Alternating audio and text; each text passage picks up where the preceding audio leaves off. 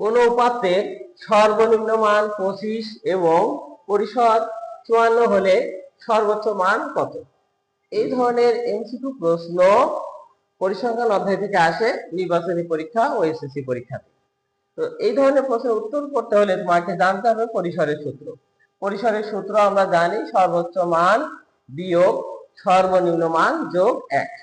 তাহলে এখানে আমরা মান বসাবো। পরিসরের মান দেওয়া আছে 54 সমান সর্বোচ্চ মান যেহেতু বের করতে হবে এটাকে আমরা x ধরে নিই। সর্বনিম্ন মান কত আছে?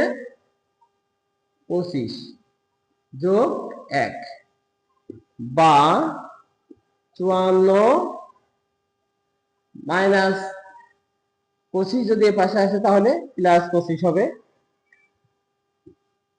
প্লাস 1 যদি এর পাশে আসে তাহলে মাইনাস 1 হবে সমান x। বা 54 এবং 25 যোগ করলে হবে 79, 79 থেকে 1 বাদ দিলে হবে 78 সমান x। অর্থাৎ x এর মান পেলাম আমরা 78। x টা কি ধরলাম আমরা? সর্বোচ্চ মান। অতএব সর্বোচ্চ মান 78।